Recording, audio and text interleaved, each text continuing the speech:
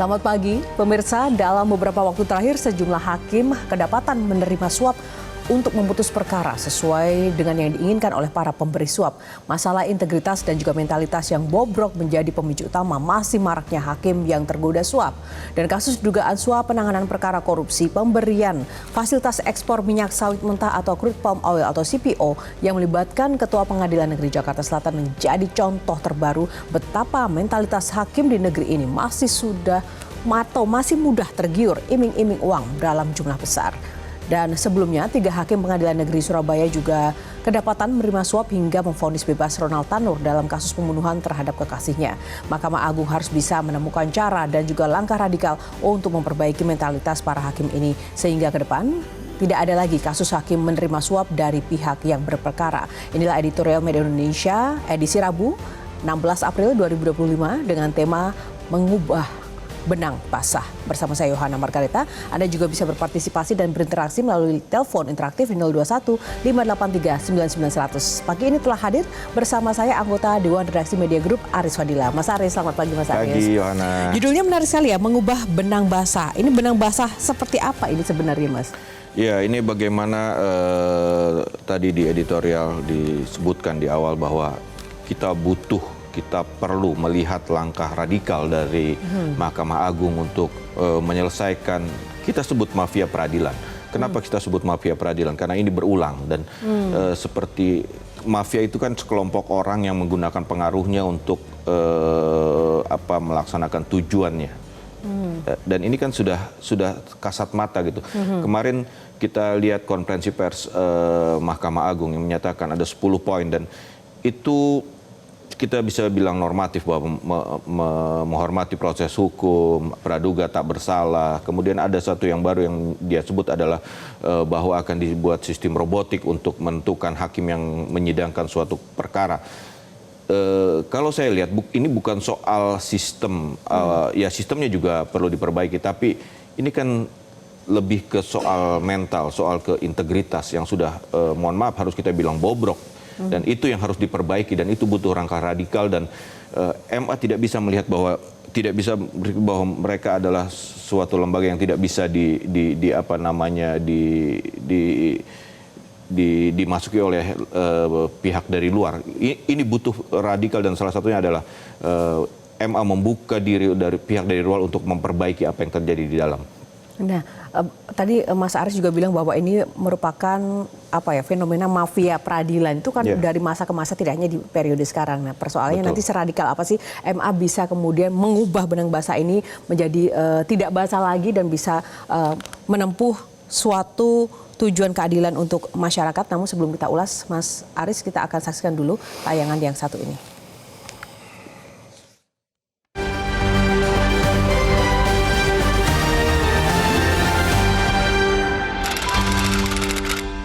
Mengubah benang basah.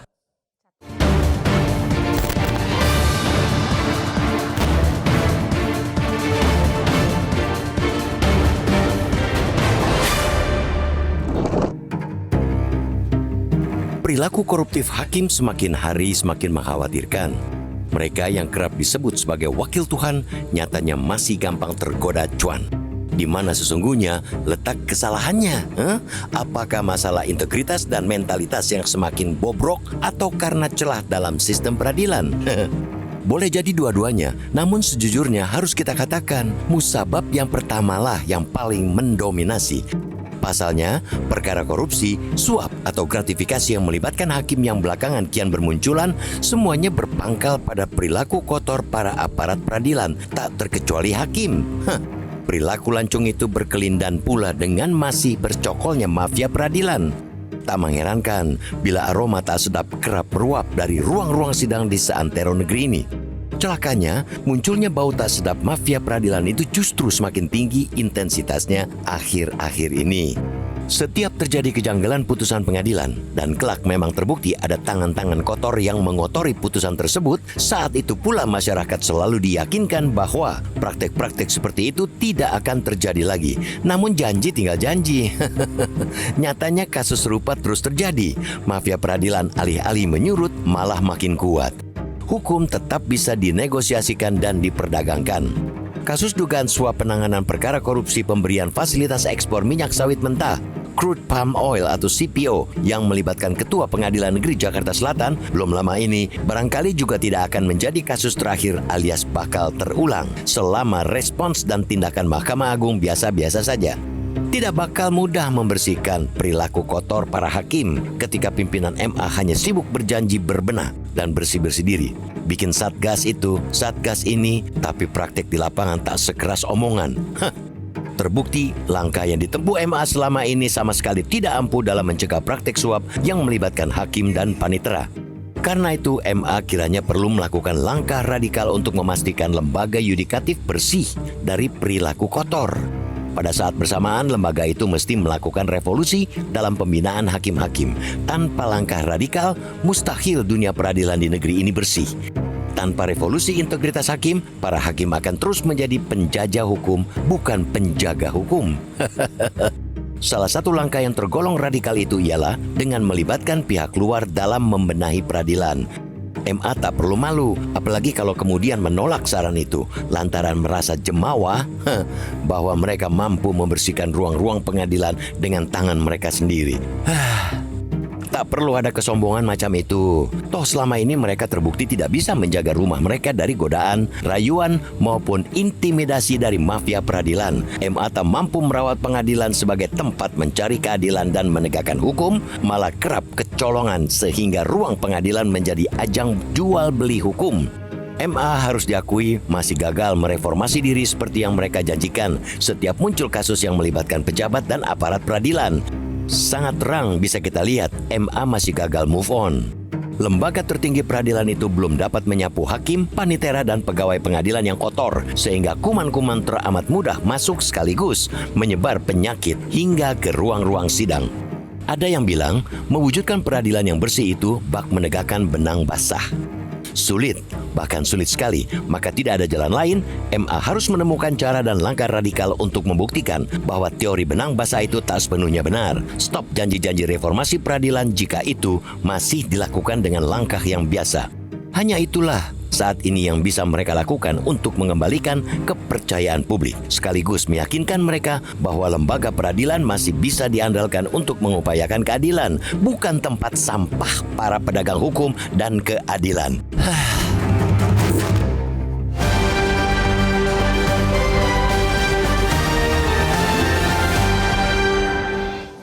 Ya, itu tadi tema editorial kita pagi ini, mengubah benang basah pemirsa, dan kami juga mengundang Anda untuk berpartisipasi dan berinteraksi terkait tema dalam editorial kali ini melalui telepon interaktif di 02158399100. Kami akan membahas lebih lanjut lagi bersama Dewan Redaksi Mas Aris Fadila, namun kita akan jeda dulu. Sesaat lagi editorial masih akan kembali.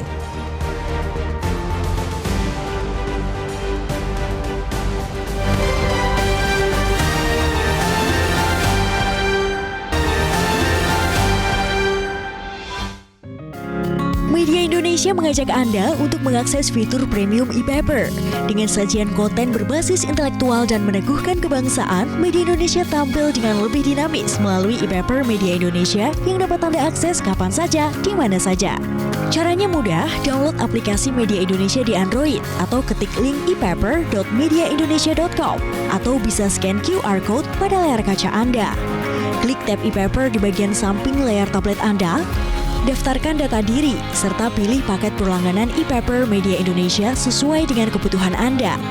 Nikmati juga bonus spesial tambahan 4 halaman rubrik fokus setiap hari. Semua bisa Anda dapatkan hanya di e-paper Media Indonesia. Untuk informasi lebih lanjut, hubungi customer service di nomor 0811 1201 2018 atau kunjungi media sosial @Media Indonesia. Media Indonesia, referensi bangsa. Dan pemirsa, sebelum kita membahas bersama Mas Aris Fadila, kita akan sapa dulu penelpon yang sudah tersambung bersama kami. Ada Pak Ondo Silitonga dari Bekasi, Jawa Barat. Pak Ondo, selamat pagi Pak Ondo. Selamat pagi Mbak Margareta, Mas Aris. Ya, pagi Pak, sehat selalu Pak. Silakan untuk komentar atau tanggapan Anda Pak, singkat saja boleh. Iya, ini kasus Ron Altanur belum selesai, muncul lagi nih kasus CPO 60M ya. Mengubah benang basah, harusnya ditambahin mengubah benang basah kena CPO ya. Judulnya harusnya diganti seperti itu, atau mungkin hakim jual palu. Ini terulang dan berulang lagi. Pengawasan cukup, ada KY, ada pengawasan intern dan lain-lain, tapi mandul. Begitu terulang lagi baru mau buat satgasus. Untuk apa itu? Percuma, mafianya jalan terus. Menurut saya agar tidak terulang lagi hakim jual palu, penjarakan di tengah kota dengan kaca transparan. Jadikan objek wisata anak-anak sekolah agar menjadi contoh untuk mereka untuk tidak berbuat begitu. Buat museum di lembaga MA itu, orang-orang yang hakim-hakim yang koruptor. Bikin patungnya jadi pembelajaran buat pegawai yang lain atau hakim yang lain. Seleksi orang para hakim yang tidak baik, pensiunkan dini, ganti yang baru. Dan terakhir, undang-undang perampasan aset itu disahkan segera. Kalau enggak ya begini-begini lagi. Atau mungkin hakimnya perlu naturalisasi kali. Demikian, terima kasih. Terima kasih Pak Ondo untuk tanggapannya pagi ini. Silakan Mas Haris. Ada ini ya usulannya agak ini radikal ya. Nah, itu. Penjara transparan, bukan di pulau tapi malah harus di tengah kota ini. Gimana? Singkat, padat, jelas itu dari Pak Ondo dan radikal. Mungkin bisa didengar oleh MA bagaimana apa yang disampaikan Pak Ondo tadi. Ada sesuatu yang menarik dari Pak Ondo bahwa hakim menjual palu. Itu tragis sekali. Kita tahu bahwa hakim adalah wakil Tuhan untuk para pencari keadilan, dan dia menjual palu itu, dia menjual dirinya untuk bisa menguntungkan pihak lain gitu. Itu sangat tragis, dan kembali lagi harus kita katakan bahwa MA harus melakukan sesuatu yang radikal. Kita lihat dari Januari sampai April ini sudah 7 hakim yang terjerat kasus suap, dari mulai Ronald Tanur dan sekarang yang kasus CPO, dan Kejaksaan menyatakan bahwa kasus CPO ini bisa terungkap dari pendalaman kasus Ronald Tanur, bahwa itu menyatakan bahwa memang ada mafia itu. Ada mafia peradilan, ada sekelompok orang yang bisa mengatur hasil dari sebuah peradilan, dan selalu melibatkan yang namanya panitra. Bayangkan dari panitra, hakimnya, pengacaranya, semua. Apa namanya kalau bukan mafia gitu. Dan itu butuh radikal, butuh dan MA tidak bisa melakukan itu sendiri. Nyatanya kan. Selalu dengan praduga tak bersalah, kita sudah sebut segala macam. Padahal yang persoalan di sini adalah soal mentalitas, soal etika, dan itu yang harus diselesaikan. Walaupun sistemnya mungkin buruk, tapi kalau etika dan orang punya integritas, mungkin dia tidak akan melakukan hal-hal yang tercela. Sejauh mana kita bisa juga berharap MA bisa melakukan hal yang sangat radikal ketika dalam beberapa waktu terakhir dulu juga banyak kasus di MA itu sendiri, Mas Haris? Iya, kita punya komisi yudisial, tapi komisi yudisial itu hanya bisa mengurus soal etik dan memberikan rekomendasi. Dan itu terhadap hakim-hakimnya. Apakah rekomendasi itu dilaksanakan oleh MA? Itu yang kita kita sanksikan gitu ya. Dan salah satu yang radikal bisa masuk ke MA untuk membenahi MA.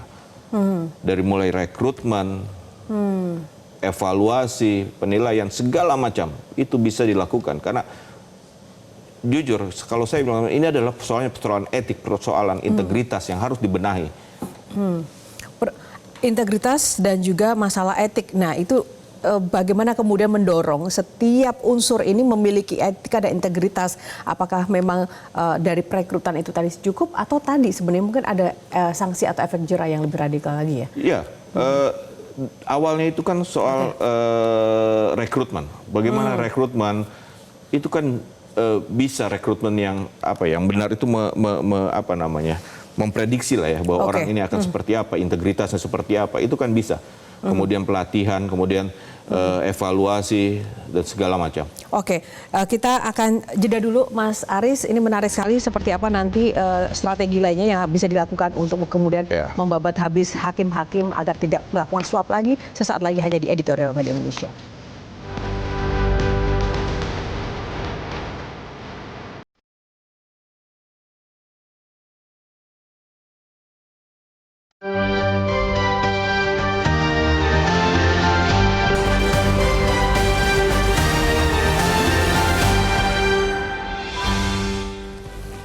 Ya, mengubah benang basah, Mas Aris, kita ingin terus optimis ya dengan apa yang terjadi di negeri ini. Tapi di editorial sendiri kan juga menyatakan ini bahwa MA harus diakui masih gagal mereformasi diri sendiri seperti ini. Jadi kemana ini kita harus mengadu selain tadi KY kan butuh proses. Tapi efek jerah yang instan ini ada nggak sih?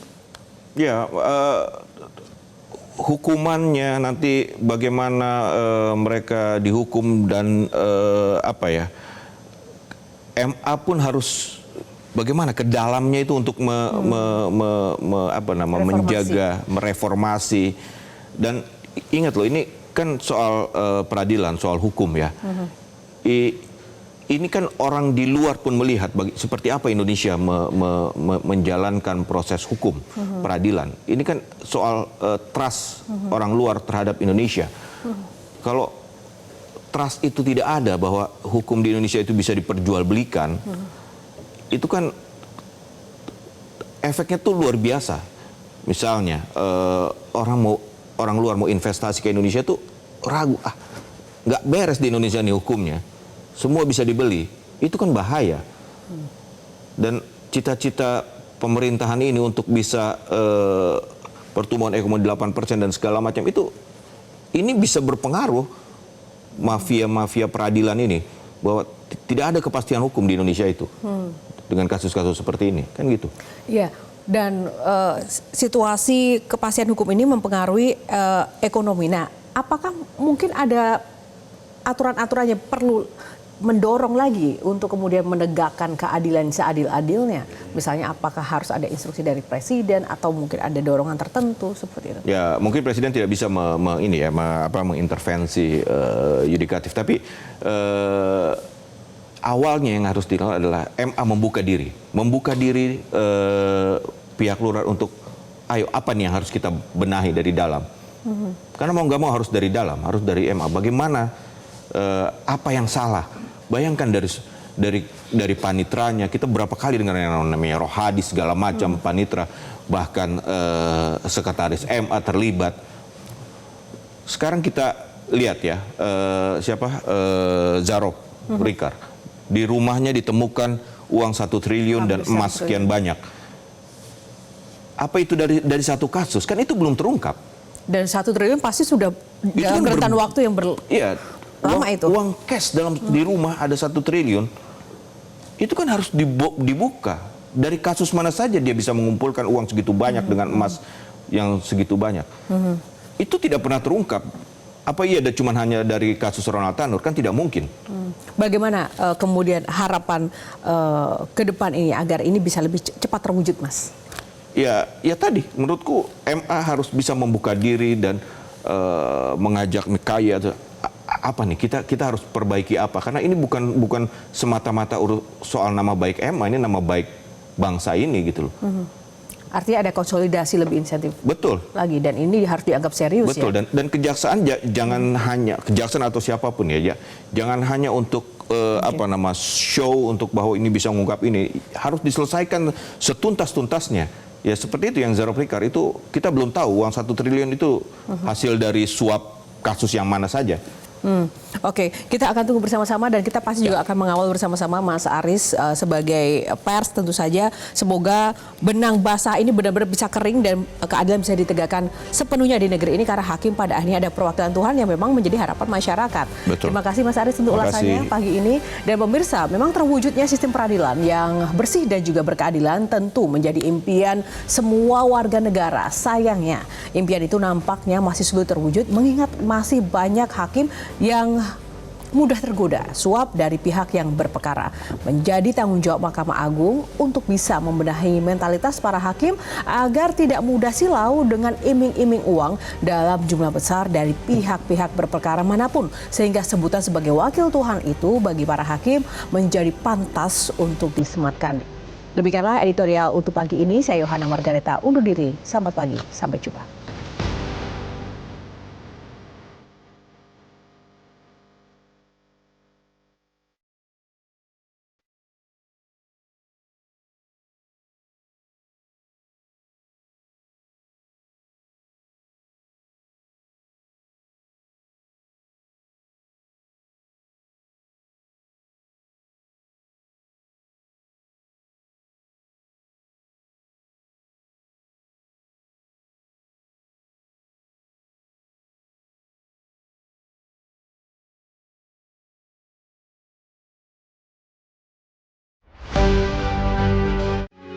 Metro TV. Jelajahi cara baru mendapatkan informasi. Download Metro TV Extend sekarang.